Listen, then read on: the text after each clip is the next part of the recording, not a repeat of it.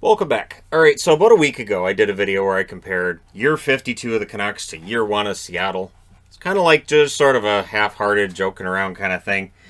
Well, since then, it just feels like things have continued to progress in the wrong direction for Vancouver. And there are some really worrying trends for the Canucks. So I feel like today's a good day to talk about it. They don't play tonight, but they've got 4 games coming up in the next week. And while it's early in the season, a 4-6-1 start is not what anyone envisioned. It is like, for me personally, I thought they'd be outside the playoffs, but I thought they'd at least be above 500, competitive. But there's problems, and there's problems here that I really think that there's some discussion about whether or not Travis Green is the next coach now that Jeremy Colleton got fired today, if he's the next one to go. So we're going to look at it. This is the road trip in red. This is the homestand in blue. So in red, they started the season against a team that is currently in a playoff spot according to the NHL stats. So the NHL standings, if it's got an asterisk next to it, that's a team that's in a playoff spot. And that might be the encouraging thing for the Canucks, because right now it's a 6 in one and a half dozen in the other. Do you see it, the cup as being half full or half empty? Are the Canucks losing to teams that are in playoff spots because those are the good teams? Or are these teams in playoff spots in part because they beat the Canucks and it's early in the season? So they lose in a shootout to Edmonton to open the season October 13th. They were down 2-0 after the second. They did come back. They did lose in a shootout. And so there's nothing to hang your head about there. Then they go to Philadelphia. They win 5-4, also in a shootout on October 15th. They were down 1-0 after one, but they were up 4-2 after two. And this is that problem with maintaining focus that we've seen with the Canucks. They also tend to allow the first goal a lot, very often. As was the case October 16th in Detroit, they lost 3-1. They did outshoot Detroit in that game 41-21, so they were way ahead on shots. But the disappointing part was they didn't have the goals to go with the shots. Then they went to Buffalo, and they were up 2-1 after one. It was tied 2-2 after two, and they lost the game 5-2. So that, one of the more humbling of the losses they've suffered. And yes, right now Buffalo is below the playoff line in the East. Chicago, they did beat Chicago 4-1. They avoided that dreaded loss to the Chicago Blackhawks, right? So they were tied after one in that game. They did get the victory, but of course Chicago, there's that, well, how strong of a win it's more one of those, well, you didn't lose against Chicago, that's good news, right? Then they went to Seattle, helped Seattle open up their brand new building, and they beat them 4-2. Now they were down 2-1 at 5:09 of the third period. And honestly, I thought Seattle was going to beat them, but they came back and beat them 4-2. So it was a hard-fought game, and it felt like that was important. And so the Canucks come off that road trip 3-2-1, and there's some optimism. Like, okay, that's not a bad road trip overall. You beat Chicago, you beat Seattle, you beat the teams you had to, right?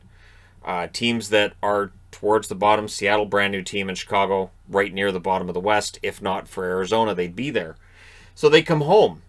And at home, it's been a problem. They lost 3-2 against Minnesota. They never had a lead in that game. They lost to Philadelphia 2-1. They never had a lead in that game either. And then against the Oilers, they lost 2-1 in a game where they scored with 7 seconds left. So this is 3 straight losses at home. Now what's interesting is they did win against the Rangers 3-2 just a few nights ago in overtime. Podkolzin tied it at 5:19 of the third, and then a thrilling overtime goal by JT Miller in overtime that, basically solidified the best game of the year that JT Miller has had for Vancouver. And then last night they lose 3-2 against Nashville, and they never let in that one. So on the road trip, they were up against teams that are below the playoff line right now, and they went 2-2 against them. They were 1-0-1 against teams that are right now above the playoff line. This homestand, all 5 games have been against teams that are currently in a playoff spot. Now, not every team's played the same number of games. If you look at teams with games in hand, and I know all those comments are going to be in there, especially when it comes to Nashville, who are 6-5, but still, Nashville's won 2 out of 3 on the Canadian swing of their road trip. They're going to be quite happy with how that went, right? So, Their upcoming 5 games, they finish out the homestand against Dallas. Dallas is not in a playoff spot, but they showed against Calgary they're dangerous, right? They're a dangerous team, and I think they've underachieved till now. Their goal scoring is well below what it should be. And then they finish out the homestand against Anaheim, who right now are in a playoff spot. It's weird. That's what shows how early it is in the season. Then they go out on the road. They go to Colorado. They go to Vegas. And then they go to Anaheim. So they have 2 games against Anaheim coming up. Now, recent seasons would tell you nothing to worry about with Anaheim. If you remember far enough back, Vancouver used to have a lot of problems with Anaheim. So we'll see how things turn out for them in this one, right? As Getzlaf tries to charge his way to 1,000 points. And I say that because recently Getzlaf's been putting up points again, like it's 5 years ago. But that road trip's going to be big, but so will the finish of this homestand. This homestand is huge. Now, it is true that long road trips and long homestands can be equally as taxing because it's easy for players to get into kind of this stale routine, and it can be a little bit repetitive, and you're not, it's just you're at home for too long. It can be just as hard as those long road trips, right? So, and not to make excuses, because they started the homestand poorly, but it does make me wonder, how do they finish this homestand out? They have to finish strong. They kind of have to beat Dallas and Anaheim before going on the road trip, because then that would even the homestand out as much as they possibly can. A homestand they're currently 1-4 on. So while, a week ago I can kind of make these joking remarks about Seattle compared to Vancouver, but right now that's kind of faded, right? So you get the more serious board in relation to this. So their goals for per game right now 2.36 per game, which is 28th in the National Hockey League. Their goals against per game, for all of the discussion about their blue line, for all of the discussion about whether or not they're good enough, they are 9th in goals against in the NHL. Now people will say, well, that's because Demko's playing really well. There's more to it though, and we'll come to that. Their power play is not playing well. 14%, which is 25th. Their penalty kill, 66.7%, which is 30th in the National Hockey League. That is just not going to get it done. Their shots for and against are honestly a positive. Now, what's interesting is I've got last season, the year before that, and the year before that on the board. Right now, they're getting 31.7 shots per game. They're allowing 30.8. That 30.8 is the lowest number on the board. They've allowed more shots per game every year than this one, and the 31.7 shots per game they're getting, that's a better number than the other 3 seasons too. Their face-off percentage, 48.4%, is the lowest number, and it's 21st in the league. It's the lowest number they've had for face-off winning percentage in the last 4 years. It's bizarre. So when we look at last year, which we can say that was a bottom-out year, right? Vancouver was a rough year from the beginning, and then they had the big COVID shutdown, and then they played 19 games in 31 days. It was a ridiculous number of games in a short period of time. It was just insane. So last year they had 2.64 goals per game, which is more than they have right now. In fact, the 2.36 that they have is well below the 2.64 they had last year. The 2.67 they had in 2018-2019, which was also not a playoff year. 2019-2020, when they made the playoffs, they scored 3.25 goals per game. They're allowing 2.64 right now, which, as I said, that's the lowest number they've had. Last year, they allowed 3.34 goals per game. The year prior, it was 3.10, and the year before that, it was 3.02. So we can all agree Demko's been good. But I think the defense has probably been a little better than what... And again, over the past 3 years, I have discussed plenty of times where it's felt like Vancouver's defense just is playing horribly, and they're allowing way too many shots, and not just the shots, it's that high quality variety. And this year it hasn't felt like it's that. It's just they can't score. We're in this position right now where they can't score, but their power play at 14% is below last year's, which was at 17.4, and it definitely generated a lot of discussion about how poor it was. The year they made the playoffs, their power play was 24.2%. The year before that, it was 17.1%. That penalty kill at 66.7 is obviously the worst they've had, but last year was 79.8%, which is not good enough. The year prior it was 80.5%. The year before that, 81.1%. So it has been trending in the wrong direction. and the power play is following suit. So this is a team that started out in 2018, 2019 with numbers that weren't quite good enough, and now here we are in 2021, 2022, and they're progressively worse than they were 3 seasons back. So their shot differential was at its worst last year, where they took 29.1 shots per game and they allowed 33.4. But that 33.4 is only a tick over the 33.3 they allowed in 2019-2020, where they had 31.2 shots per game, which is the second highest number on the board behind this season. So they're getting the shots this year. They were getting the shots that year too. They were allowing too many, and that meant Markstrom was bailing them out plenty. Markstrom was under siege on a lot of nights there, and he was coming out looking pretty good. Their face-off percentage, that 48.4%, is really low, considering last year was 52.3%. The year prior was 54%. It was one of the reasons. I mean, you can argue about how important face-offs are, but it felt like it's one of the reasons they managed to be above the playoff line that year. 49.5% the year prior to that. So all of the numbers right now would indicate this is a team that's going through some major struggles, but their defense and goaltending have been good. And that's not what was expected coming in this year. Like, the goaltending was expected to be good, but the expectation with the Canucks coming into this year was more of they're probably going to lose some games 5-4, 6-5, 7-4. You look at the blue line they've got thrown together, you would understand people saying, well, they're going to allow a lot of goals. Well, they might with that blue line, but that really hasn't been the case. So they're 2-2 against teams that are below the playoff line right now, as I'm recording this, November 6th, before tonight's games are played. They're 2-4-1 against teams that are above that line. So again, they've kind of put, Philly's got 3 points in 2 games against them, so they've kind of put Philly there. The Oilers, who are off to a great start, have won both games against Vancouver. And so, yeah, there's definitely something to the idea that they've helped some teams have some pretty good starts. So Travis Green is on the hot seat with fans. I don't know that he is with the team. They, of course, extended him in the offseason. The Travis Green thing I thought was interesting, because last year there were 2 camps. There was the one camp that said they need to get rid of Green. Travis Green's the problem. They got to get rid of Travis Green. He's got to go. And then there were the others that said, hey, he's a lame duck coach, and the Canucks have done him dirty because they haven't given him a new contract. They need to give him a new contract. This looks really unprofessional. Where's the new contract for Travis Green? And now he gets his new contract, and now here we are less than a month into the season, and people are like, well, got to get rid of Green. So the numbers would tell you that it would be justifiable on some level for Benning to say, we're gonna get rid of Green. Now, I'm not getting into who's off to slow starts, but there are a lot of players off to slow starts, which I think reflects on Benning as well. When they made that big trade with Arizona in the offseason, Connor Garland's been fantastic. Oliver Ekman-Larsson has been good. Could he be better? I think he could. I do.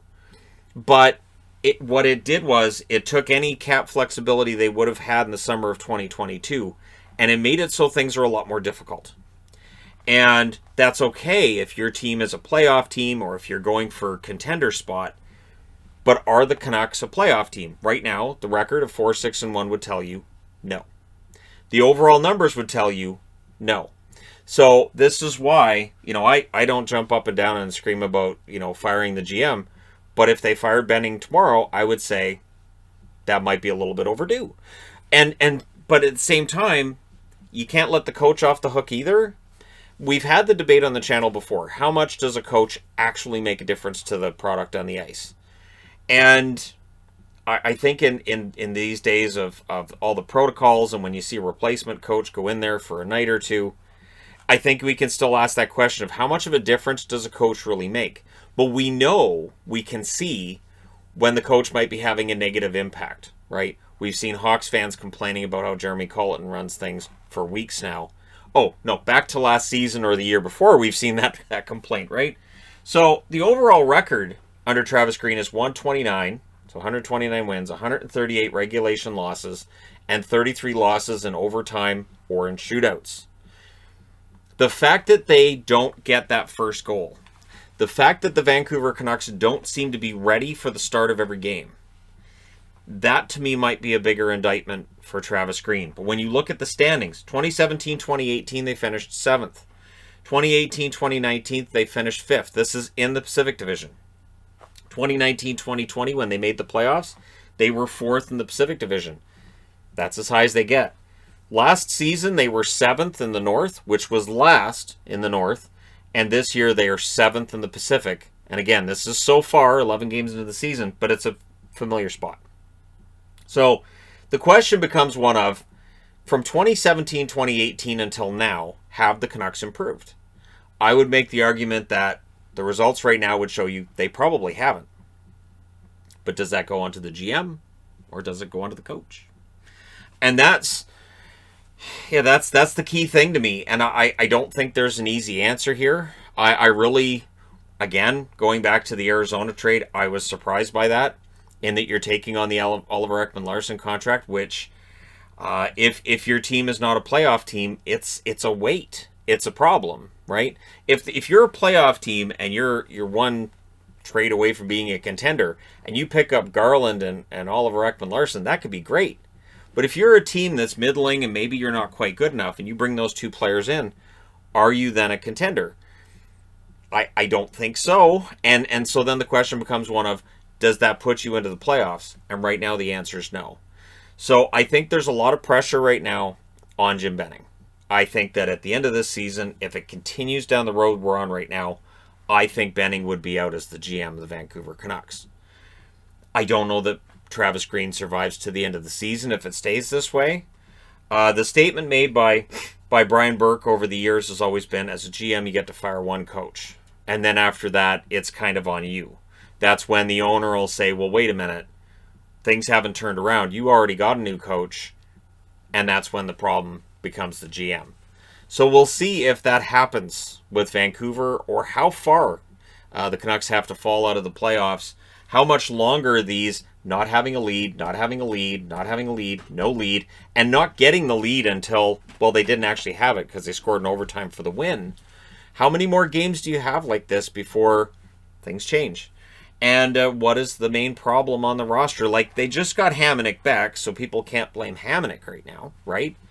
And so, yeah, and again, I've already pointed out, I don't think it's the blue line that's been the problem. It's definitely not the goaltending. They're just not scoring. Pettersson's not scoring.